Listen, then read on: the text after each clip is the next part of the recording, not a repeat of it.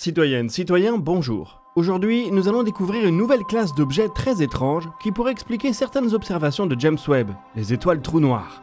On verra ensuite que malgré ses difficultés budgétaires, la NASA s'apprête à relancer Viper, son rover d'exploration de l'eau lunaire. Et enfin, on verra qu'en Europe, on se rapproche enfin des démonstrations de premier étage réutilisables. Allez, c'est parti, générique.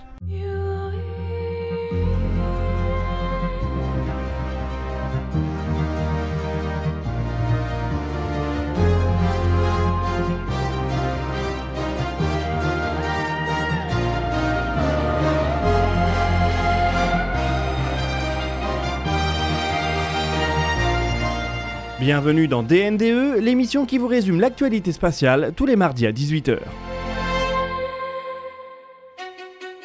Juste un petit mot pour commencer, par rapport à notre annonce de la semaine dernière. On a bien vu que vous êtes nombreux à préférer que les nouvelles vidéos du dimanche restent publiques. On vous a entendu et on vous propose donc l'arrangement suivant. Les vidéos spéciales seront exclusives pour les membres pendant 2 semaines, avant de devenir accessibles à tous. Comme ça, les membres de la chaîne auront toujours une vidéo spéciale d'avance en exclusivité et en récompense, et toutes les autres seront publiques. Je préfère vous prévenir, les sujets seront parfois très niches, donc je ne suis pas certain qu'elles intéresseront la majorité d'entre vous. L'idée est de ne pas faire de doublons avec les vidéos qu'on propose déjà le jeudi. Pour ce dimanche par exemple, les membres auront accès en exclusivité à une vidéo sur la modélisation des atmosphères d'exoplanètes, qui deviendra donc publique 2 semaines après. Bien sûr, pour ce qui est des DNDE et des dossiers de l'espace, rien ne change, mardi et jeudi à 18 h pour tous. Sur ce, je vous laisse avec la vidéo d'aujourd'hui.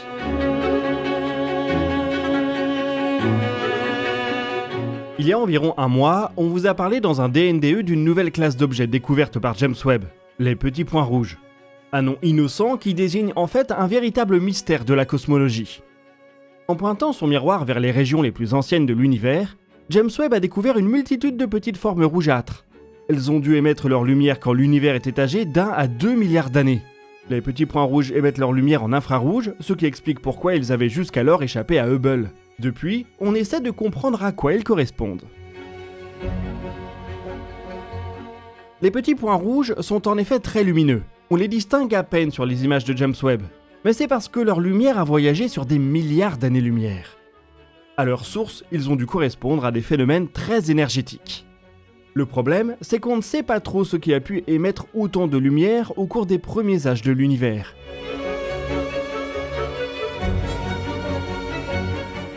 Une première hypothèse suggère qu'il s'agit de galaxies ultra denses, produisant un grand nombre d'étoiles. Pour que cela fonctionne, la densité requise est cependant démentielle. Dans une galaxie de ce type, on trouverait plusieurs dizaines, voire des centaines d'étoiles dans la distance qui sépare le Soleil de Proxima du Centaure, notre plus proche voisine. Pratique pour le voyage interstellaire, mais on imagine également des systèmes planétaires très perturbés. Une seconde hypothèse met en scène des trous noirs. C'est celle dont on a discuté il y a un mois. Seulement les trous noirs en question ont dû être très massifs, et on a du mal à expliquer comment ils ont pu grandir aussi vite. Soit ils se seraient formés à partir d'une base déjà massive, un effondrement direct d'un nuage de gaz, ou même des trous noirs primordiaux. Soit ils ont entretenu des mécanismes de croissance extrêmes qui outrepassent la limite d'Eddington.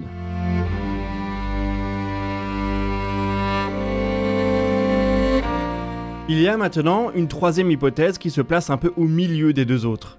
Laissez-moi vous présenter les étoiles trous noirs. Encore un nom étrange qui désigne un mécanisme tout aussi fascinant. Ce qu'il nous manque dans les petits points rouges, c'est un mécanisme ou un objet capable d'émettre une quantité dingue de lumière. Avec une étoile trou noir, on partirait d'un trou noir supermassif classique qui occuperait donc le centre d'une jeune galaxie. Il aurait un disque d'accrétion actif qui serait très lumineux. Ce qui le distingue d'un trou noir habituel, c'est qu'il serait également enveloppé d'un manteau d'hydrogène.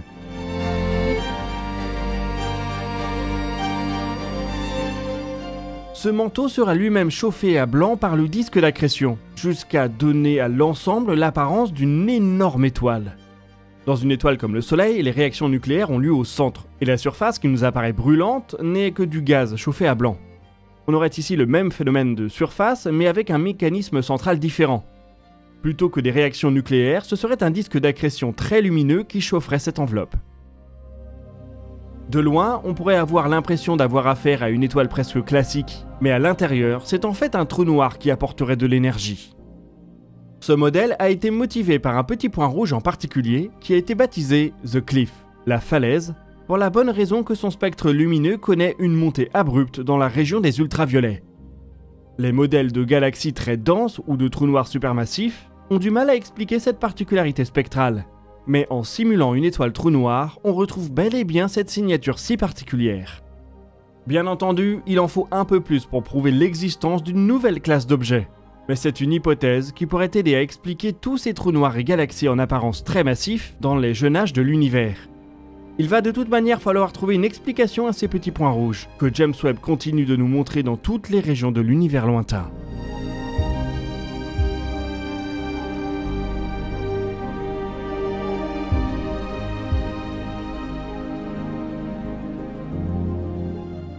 Comme on en discutait la semaine dernière, le budget de la NASA est sur la sellette.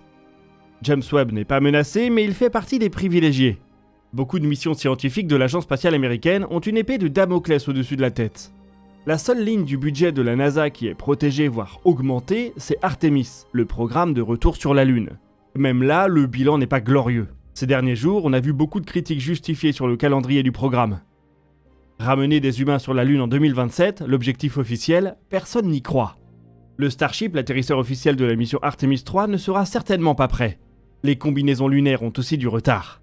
La perspective de voir la Chine poser ses astronautes sur notre satellite avant un retour américain est de plus en plus réelle.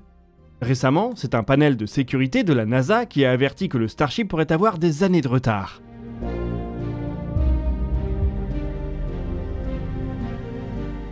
Bref, il est temps de regarder la réalité en face, et avec un budget très limité, il va aussi falloir faire des concessions. On a du mal à imaginer les États-Unis s'élancer durablement vers la Lune sans une refonte assez profonde d'Artemis. En début d'année, on sentait une volonté politique pour aller dans ce sens, mais honnêtement, je ne suis pas certain qu'elle soit encore là. On n'a toujours pas de budget 2026 pour la NASA, toujours pas de nom pour un administrateur général non intérimaire. Bref, sans moyens, sans vision et dans un brouillage budgétaire complet, l'Agence spatiale américaine ne peut pas faire de miracle.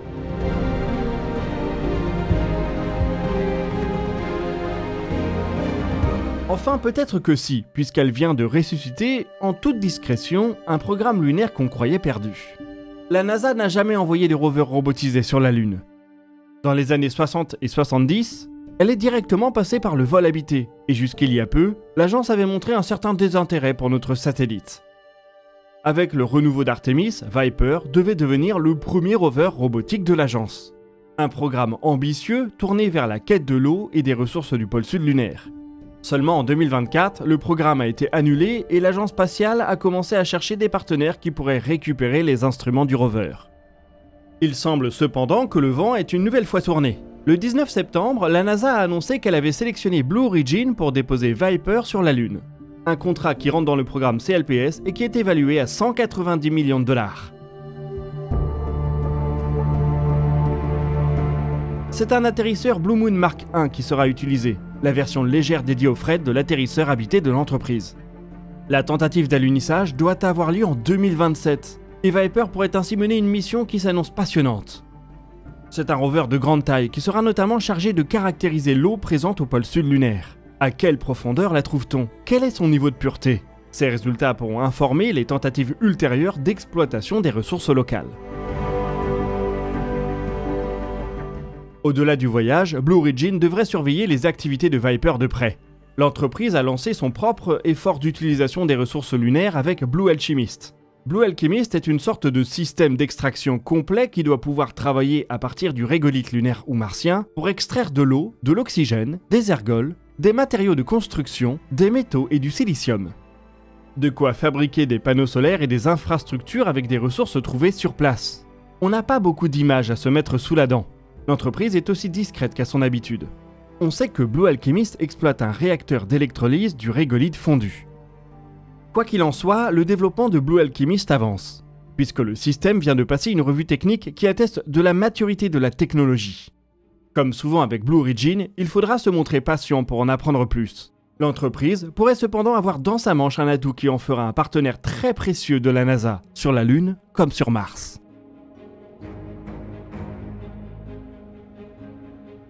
Les choses bougent ces derniers jours en Europe côté lanceur, avec enfin des premiers étages réutilisables qui se profilent à l'horizon.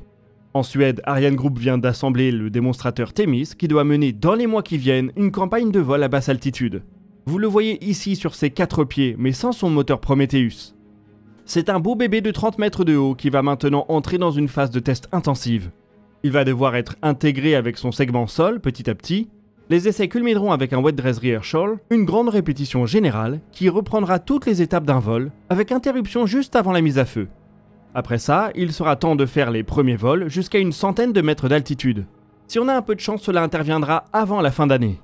Après cette première campagne, Thémis devrait basculer en Guyane pour des essais à haute altitude, plus représentatifs de la mission d'un premier étage.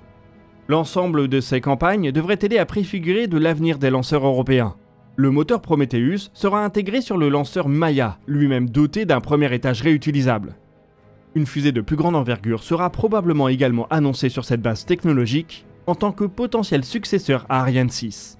On espère qu'on aura plein d'images de ces tests à vous partager, parce que pour le moment, c'est un peu maigre côté vidéo.